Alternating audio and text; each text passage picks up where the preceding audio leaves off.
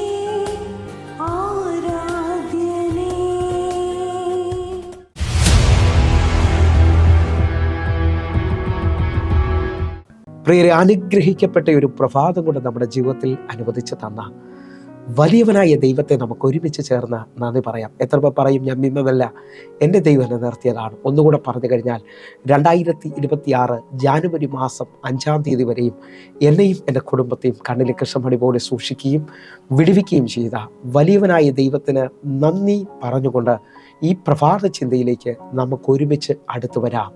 മഹത്വം നമ്മിൽ വെളിപ്പെടുമാറാകട്ടെ. പ്രിയരെ, പ്രാരംഭ വാക്യത്തിലേക്ക് ഹബൂബ് പ്രവചനം 2-ാം അധ്യായം അതിൻ്റെ 14-ാമത്തെ വാക്യം.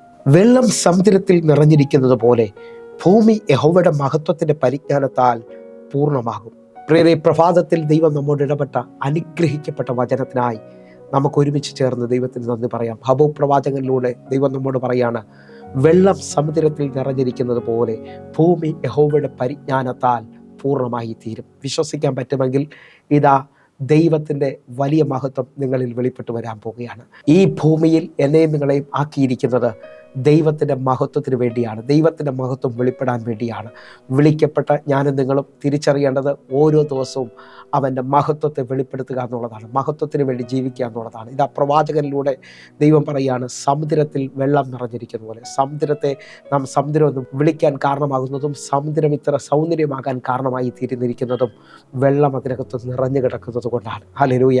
ഞാൻ ആത്മാവിൽ വിളിച്ചു പറയുന്നു, നിങ്ങൾ ദൈവത്തിൻ്റെ മഹത്വത്തിലേക്ക് വരുമ്പോൾ നിങ്ങൾ ആ ദൈവത്തിൻ്റെ സൗന്ദര്യമായി, നിങ്ങളിതാ ദൈവത്തിൻ്റെ മഹത്വമായി തീരുകയാണ്. അതേ നിലയിൽ തന്നെ നിന്നുകൊണ്ട് ഞാൻ ഈ മഹത്വത്തെ ഒന്ന് തൊടുന്നതിന് മുമ്പായി 3 തലങ്ങളൊന്ന് പറയാൻ പോവുകയാണ്. ഒരു വ്യക്തിയുടെ ജീവിതത്തിൽ, അല്ലെങ്കിൽ ഒരു സഭയിൽ, ഒരു കുടുംബത്തിൽ 3 തലങ്ങൾ ആഴമായി വെളിപ്പെട്ടിരിക്കാം. ക്രിസ്തീയ ജീവിതത്തെക്കുറിച്ചാണ് ഞാൻ പറയുന്നത്.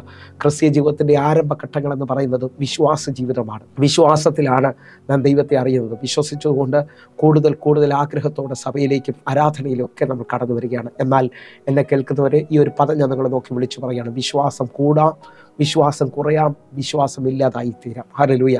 വിശ്വാസത്തിൻ്റെ വർധനവിൽ, ഹല്ലേലൂയ, ഇതാ മത്തായിയുടെ സുവിശേഷത്തിൽ ശതാധിപനെ നമുക്ക് കാണാൻ കഴിയും. ശതാധിപൻ വന്ന് യേശുവിനോട് പറയുകയാണ്, അങ്ങൻ്റെ പുരയ്ക്കകത്ത് വരാൻ ഞാൻ യോഗ്യനല്ല, അങ്ങൊരു വാക്ക് കൽപ്പിച്ചാൽ എൻ്റെ ബാല്യക്കാരൻ സൗഖ്യമാകും. ഹല്ലേലൂയ.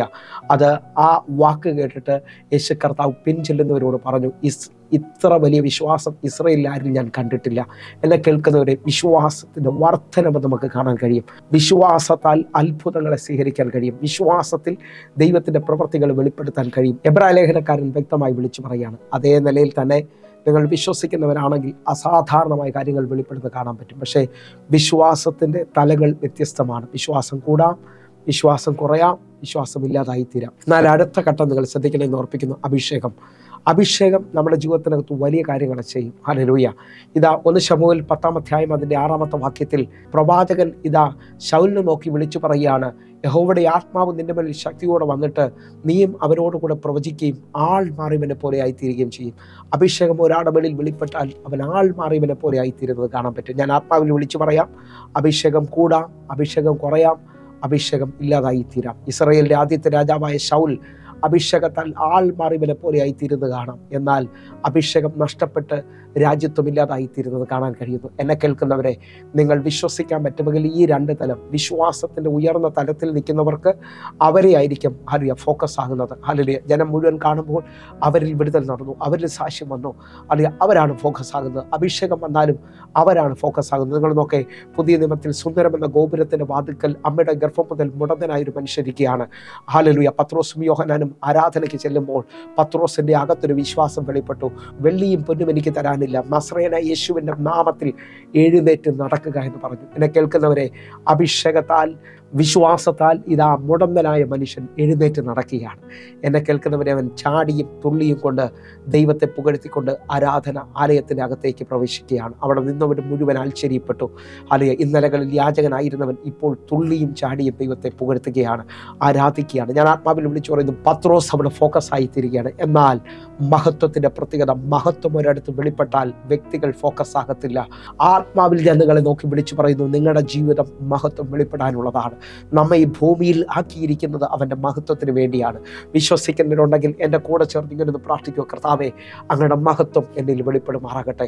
മഹത്വത്തിൻ്റെ 3 തലങ്ങളെക്കുറിച്ചൊന്നും പറഞ്ഞ് നമുക്ക് പ്രാർത്ഥിക്കാൻ പറ്റും. മഹത്വം ഒരുവൻ്റെ മേളിലോ ഒരു ദേശത്തിലോ ഒരു സഭയിലോ വെളിപ്പെട്ടാൽ അവിടെ വ്യക്തികൾ ഉയരത്തില്ല, പകരം ദൈവത്തിൻ്റെ വലിപ്പം ഉയരും. ഹല്ലേലൂയ. നിങ്ങൾ വിശ്വസിക്കുന്നവരാണെങ്കിൽ നിങ്ങളുടെ ജീവിതത്തിനകത്ത് ദൈവത്തിൻ്റെ വലിപ്പം വെളിപ്പെട്ട് വരാൻ പോവുകയാണ്. ദൈവമഹത്വത്തിൻ്റെ 1ാമത്തെ തലമെന്ന് പറയുന്നത് ദൈവത്തിൻ്റെ വലിപ്പം വെളിപ്പെടുകയാണ്. ഞാൻ ആത്മാവിൽ വിളിച്ചു പറയാം, 430 വർഷമായി കരഞ്ഞുകൊണ്ടിരുന്ന ഇസ്രായേൽ മക്കളെ, അടിമത്തത്തിൽ കിടന്ന ഇസ്രായേൽ മക്കളെ തൻ്റെ മഹത്വത്താൽ, തൻ്റെ വലിപ്പത്താൽ ഒറ്റ രാത്രി കൊണ്ടവൻ ഇസ്രായേൽ മക്കൾക്ക് വേണ്ടി ചെങ്കടലെ തുറന്ന് ശത്രുവിൻ്റെ മുമ്പിൽ തൻ്റെ മഹത്വത്തെ വെളിപ്പെടുത്തുകയാണ്. നിങ്ങൾ വിശ്വസിക്കുന്നവരാണെങ്കിൽ ഈ പ്രഭാതത്തിൽ നിങ്ങളുടെ ജീവിതത്തിനകത്ത് ദൈവം അസാധാരണമായ ദൈവത്തിൻ്റെ വലിപ്പം അല്ലെങ്കിൽ മഹത്വം വെളിപ്പെടുത്തുകയാണ്. സ്വീകരിക്കാൻ പറ്റുന്നതിനുണ്ടെങ്കിൽ ഒരുമിച്ച് സ്വീകരിച്ചുകൊണ്ട് പറ, എൻ്റെ ജീവിതത്തിനകത്ത് ദൈവത്തിൻ്റെ വലിപ്പം ഞാൻ കാണാൻ പോവുകയാണ്. 2ാമത്തെ തലമെന്ന് പറയുന്നത് ഹല്ലേലൂയ, മഹത്വം ഒരിടത്ത് വെളിപ്പെട്ടാൽ ഈസിയായി കാര്യങ്ങൾ തുറന്നു വരും. ഹല്ലേലൂയ. ഞാൻ ആത്മാവിൽ പിടിച്ചു പറയുന്നത് നിങ്ങൾ ശ്രദ്ധിക്കണമേ.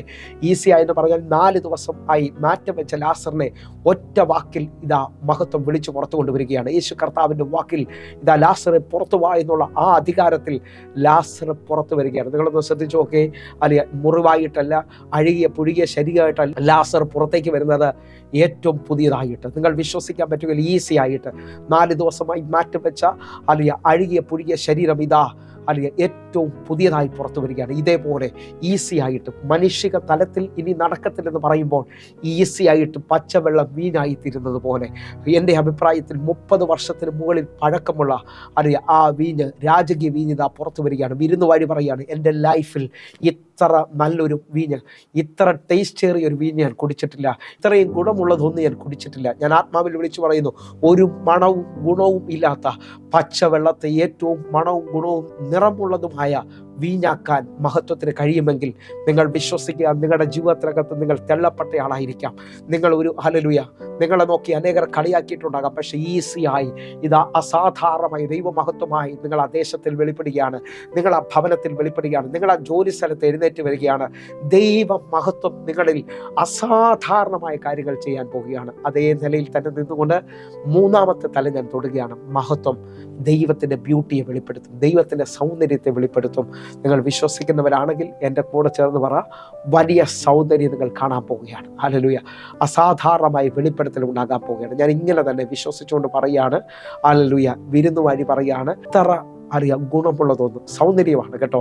അറിയാം, ആ വലിപ്പമാണ് അദ്ദേഹം പറയുന്നത്. അതേ നിലയിൽ തന്നെ നിന്നുകൊണ്ട് എൻ്റെ കൂടെ ചേർന്നുകൊണ്ടെന്ന് പറയാൻ പറ്റുമെങ്കിൽ ലാസറിനെ നിങ്ങൾ നോക്കി, ഏറ്റവും സൗന്ദര്യമുള്ളവനായിട്ടാണ് പുറത്തു വരുന്നത്. അതേ നിലയിൽ നിങ്ങളൊന്ന് നോക്കി, ഭൂമി പാഴും ശൂന്യമായിരുന്നു, ആഴത്തിനും ഇത് ഇരുളായിരുന്നു എന്ന് പറഞ്ഞാൽ ഒരു ഷേപ്പില്ലാതെ കിടക്കുന്ന ഭൂമിയെ ദൈവത്തിൻ്റെ വാക്കിൽ, ദൈവത്തിൻ്റെ മഹത്വത്താൽ ഏതൻ പറുദീസയാക്കി മാറ്റിയാണ്, ഏതൻ പൂങ്കാവനമാക്കി തീർക്കുകയാണ്. നിങ്ങൾ വിശ്വസിക്കുന്നവരാണെങ്കിൽ അല്ലെങ്കിൽ ഞാൻ ആത്മാവിൽ വിളിച്ചു പറയും, നിങ്ങളുടെ ഭവനം ഇന്നൊരു ഷേപ്പില്ലാതാണ് കിടക്കുന്നതെങ്കിൽ, നിങ്ങളുടെ ജീവിതം ഇന്നൊരു ഷേപ്പില്ലാതാണ് കിടക്കുന്നതെങ്കിൽ, അല്ലെങ്കിൽ ഞാൻ ആത്മാവിൽ വിളിച്ചു പറയും, ദൈവ മഹത്വം വെളിപ്പെടുമാറാകട്ടെ എന്ന് പറഞ്ഞു പ്രാർത്ഥിക്കാൻ തുടങ്ങിയാൽ നിങ്ങൾ സൗന്ദര്യമുള്ള ആളായി തീരാൻ പോവുകയാണ്, നിങ്ങൾ മഹത്വമുള്ള ആളായി തീരാൻ പോവുകയാണ്. നിങ്ങളുടെ ജീവിതത്തിനകത്ത് അസാധാരണമായ കാര്യങ്ങൾ വെളിപ്പെട്ട് വരാൻ പോവുകയാണ്. ഒന്ന് വിശ്വസിക്കുന്നതിനുണ്ടെങ്കിൽ ദൈവ മഹത്വം എന്നിൽ വെളിപ്പെടുമാറാകട്ടെ എന്ന് പറഞ്ഞുകൊണ്ടൊന്ന് പ്രാർത്ഥിക്കാമെങ്കിൽ പ്രാർത്ഥിക്കേ. ഞങ്ങളെ സ്നേഹിക്കുന്ന ഞങ്ങളുടെ നല്ല ദൈവമേ, എന്നെ കാണുന്ന എന്നെ കേൾക്കുന്ന ഓരോ മക്കളും ദൈവമഹത്വത്തിൻ്റെ വലിപ്പത്തിലേക്ക് വരട്ടെ. ദൈവമഹത്വം അവരിൽ വെളിപ്പെടട്ടെ. കർത്താവ് അത് ചെയ്തതിനായി നന്ദി.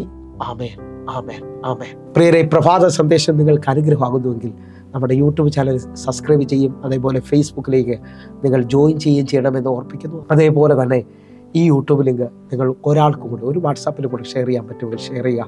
എന്നിട്ടൊരു വോയിസ് മെസ്സേജ് കൂടെ അയച്ചു. ഇത് എൻ്റെ ജീവിതത്തിൽ അനുഗ്രഹമാണ്.